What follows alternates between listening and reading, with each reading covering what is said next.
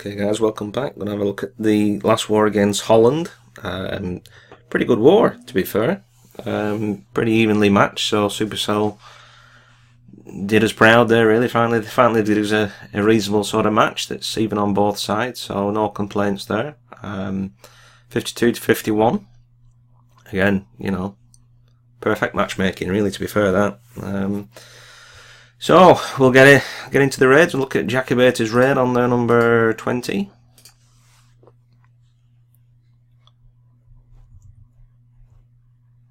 It's only a Town Hall 8 base, but Jacko is a Town Hall 8 himself. So it's worth watching.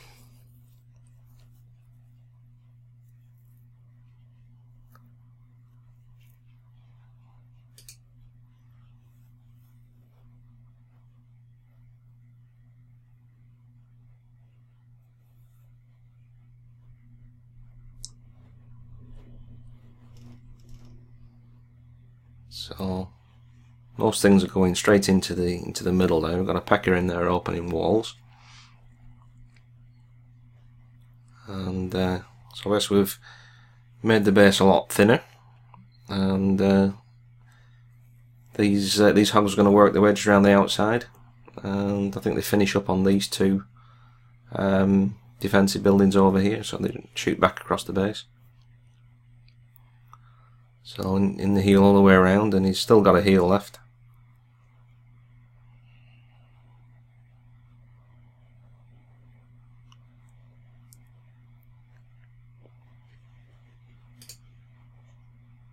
There we go. So still got the heel left.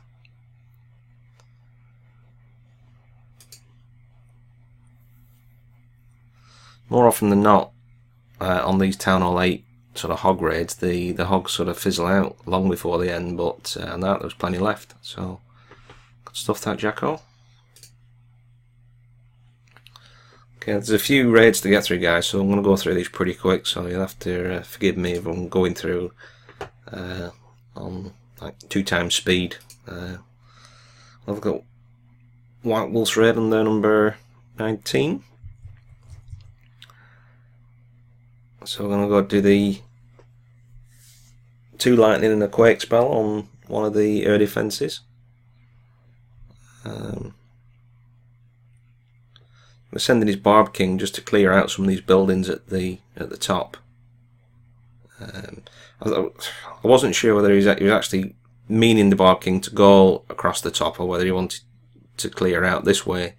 But either way, he's sort of adapted. If he was intending it to go that way, I think he's adapted and coming from the top. But either way, it's worked. So the Barb King shifted out some of those buildings.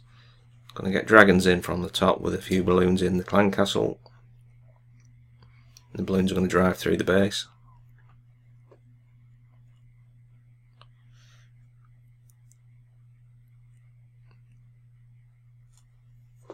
They almost pounced on that air defense and balloons then.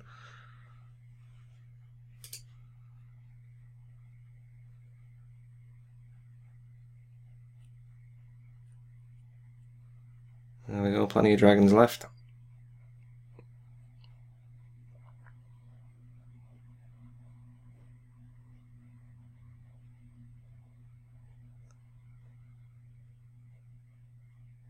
Great stuff. Okay, gonna look at Kaz's raid on the number 16.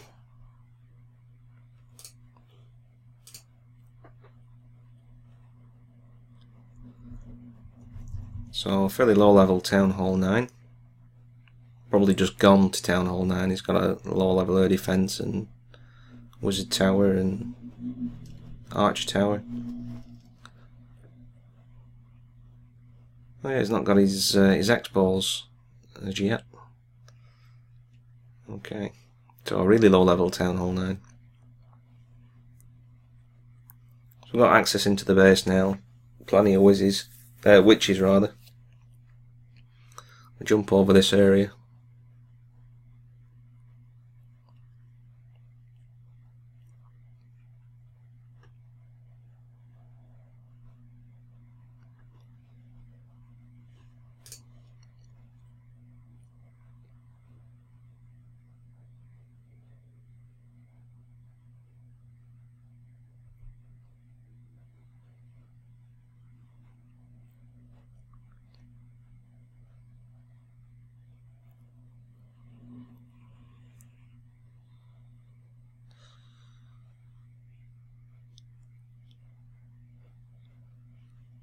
There we go.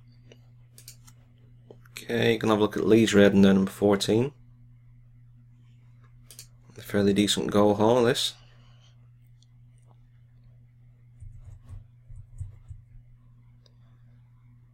Very limited really on this base where you can put your giant bombs. We'll see where they are very shortly. You'll see towards the end of this raid when Lee's hogs are working their way around the base, and you may remember I mentioned in a video or two ago, you know, sticking a giant bomb between these buildings is pretty much, you know, you're going to guarantee you're going to get some hogs at some stage, because obviously once they've cleaned out the you know, defensive buildings in the sort of middle of the base, they then generally work their way around the base, picking off the ordinary sort of mines, camps, that sort of thing. So you'll see, I think it's, I'm not sure it's around here, around this area, there's a giant bomb, and that nearly took out, you know, quite a lot of hogs. All these hogs were in a pack, and you know, it did some serious damage there. So if those hogs weren't already fully healed, that could have been game over. And certainly if there was another bomb further around, it would have been game over. So, you know, I've mentioned, you know, it seems to be like the fashion to have double giant bombs in the base, but, you know, don't overlook this sort of thinking of sticking the odd one in between these buildings on the outside, because I'm certainly a fan. I think it works quite well.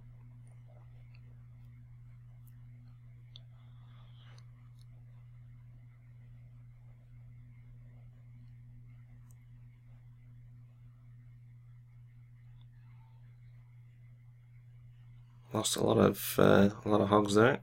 Again, this is a good thing to be doing. You know, quite a lot of spring traps between defensive buildings.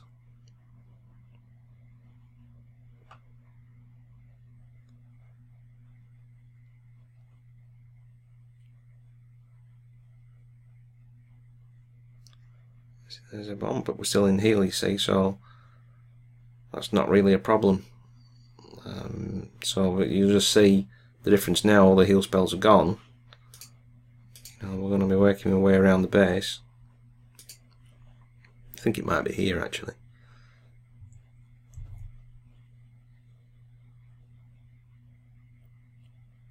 There you see. So very nearly it was game over. Still a few whizzes going around, but that could have ruined the party.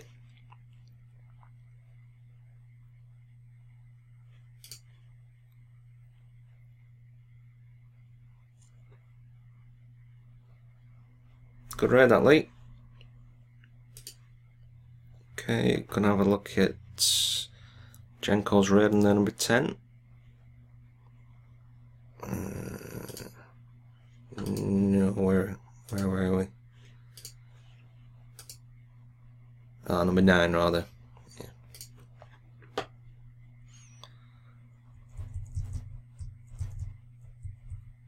I don't generally show sort of golems and whiz on a Town Hall 9 base. It's generally a, you know, it's generally a bit of a dull thing, to be honest with you, but certainly when a Town Hall 10 is attacking a Town Hall 9, but obviously Jen is a Town Hall 9 and only has obviously Town Hall 9 quantities of troops, so it's more of a bit more of an achievement, so I thought it'd be only too fair to put this one in. So decent quake, opened up all the sort of middle of the base there, got access to pretty much, you know, 70% of the base there, you know.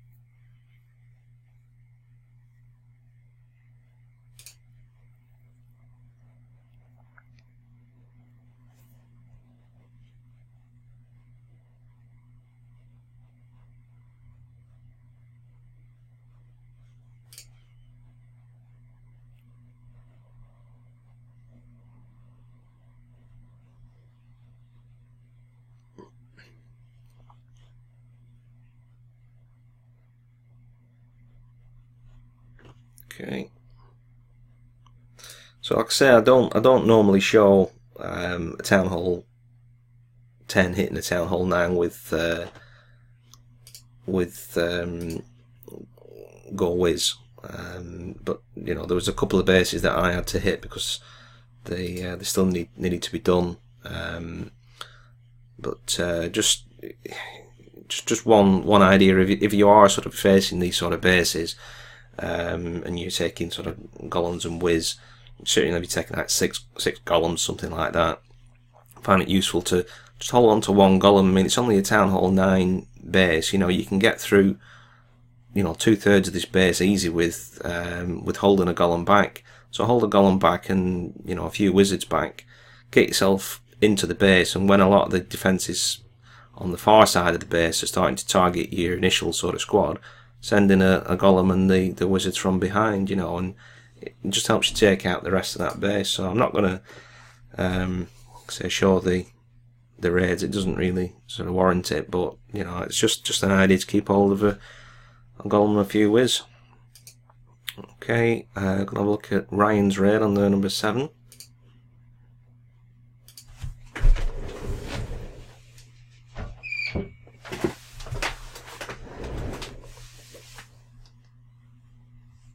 I think this was a 3-star, this one, wasn't it? Yeah.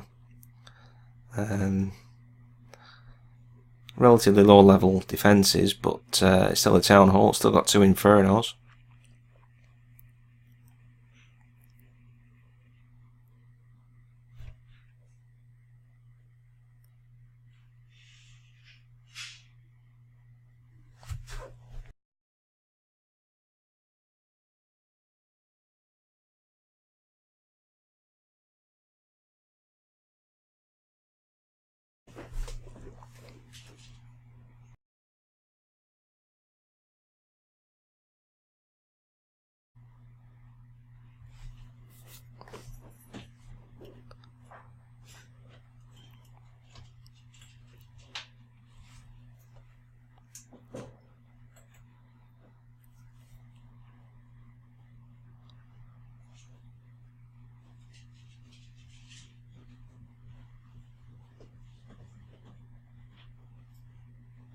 Okay, still got loads of whizzes left.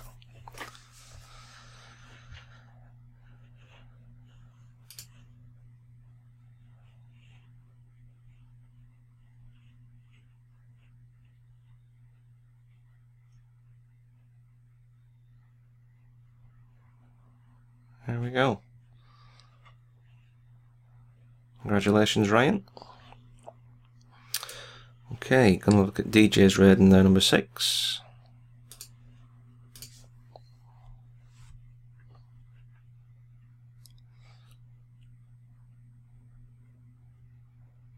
Reasonably tough base, but it's got level 1 Infernos, so we should be in good shape here.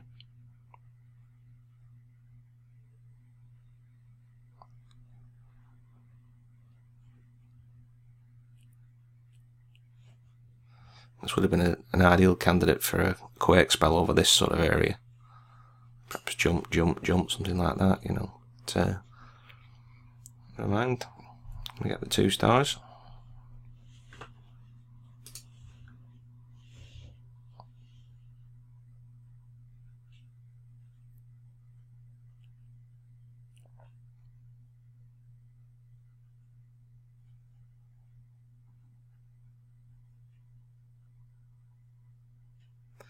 There's your 2nd star.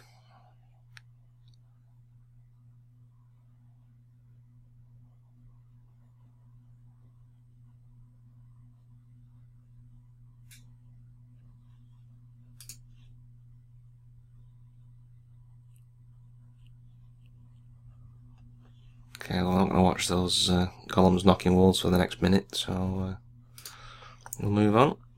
Okay, well, I've got Punish Raid in the number 5.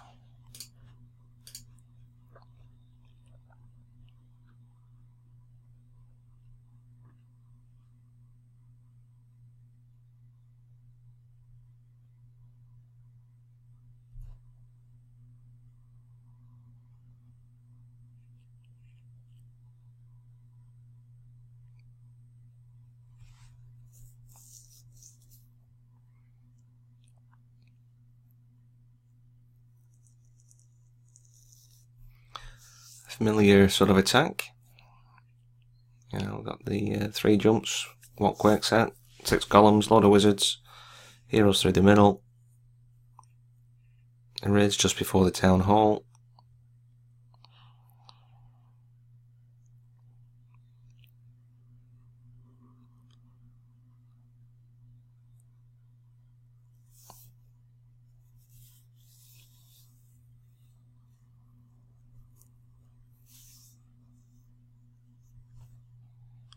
There we go, so 50%, load of wizards up here.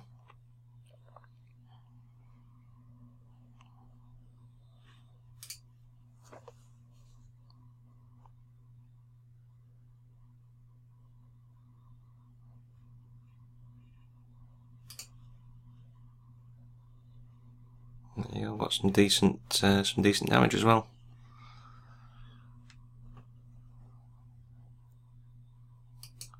Okay, good stuff. Okay, I'll look at Ben's raid in number 3.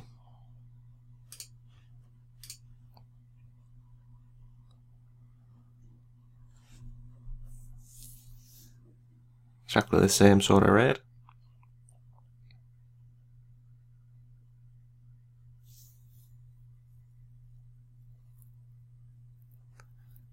I didn't quite make it to that into that compartment, so it's going to be a decent recovery.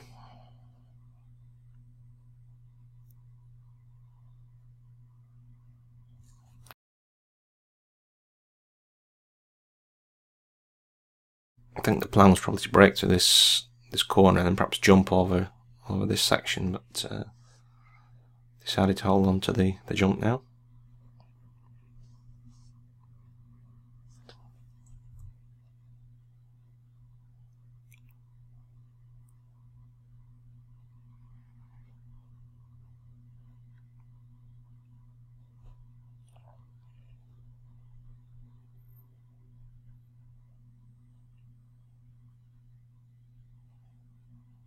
Yep, tunnel's about to go down.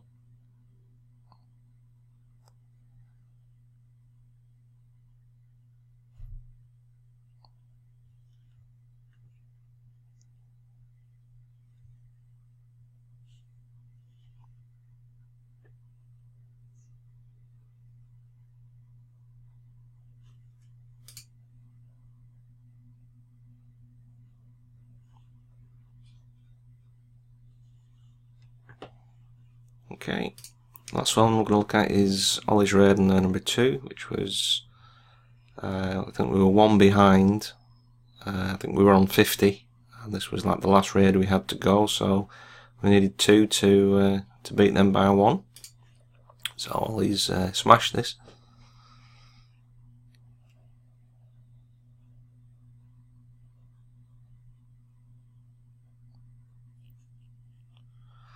So gaining access to the core and doing probably around about 50% damage to the Eagle artillery.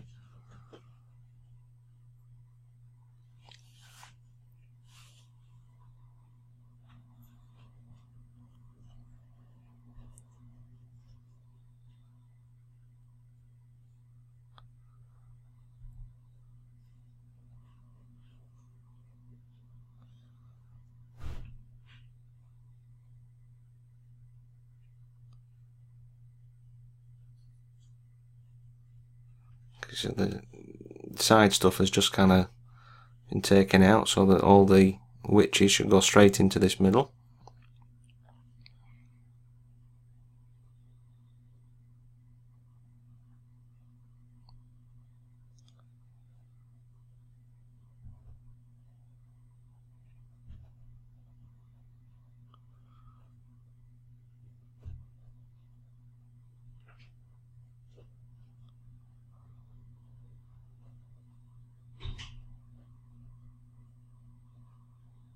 So just coming up on the 2nd star for the war win. There we go. That was it. Game. So yeah, it was a really fun war to take part in, that.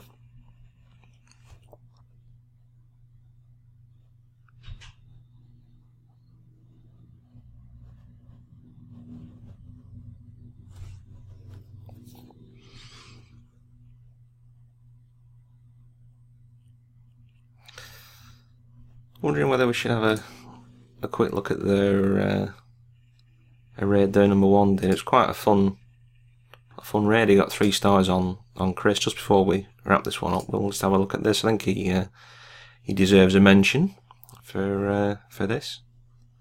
Not sure whether he was modding to practice this before. I mean, maybe doing a bit of a disservice, but it seemed to work quite well. But either way, it's impressive to watch. So it's just creating a bit of a break here, so to make sure the Archer Queen goes towards the right. Just speed this up a little bit because it is a bit slow to start with. So okay, he's broken the walls over there with the quake, and he's just starting to sort of break the chain, if you will, for this corner, so the Archer Queen will now start going in towards the base.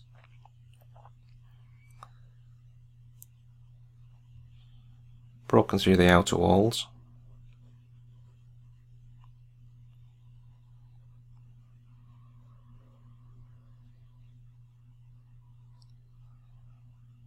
Freeze on the single Inferno, I think that was.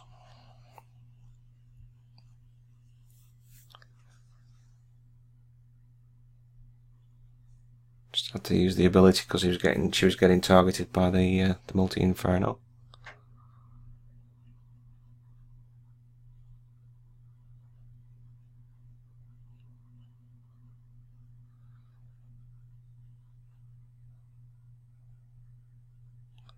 So it's fairly lucky there that the Archer Queen is taking down that air defense, because it was making a mess of these healers. But if there's no air defense left, and the healers are behind your Archer Queen, it's kind of game over. So quite a clever raid that, so well done.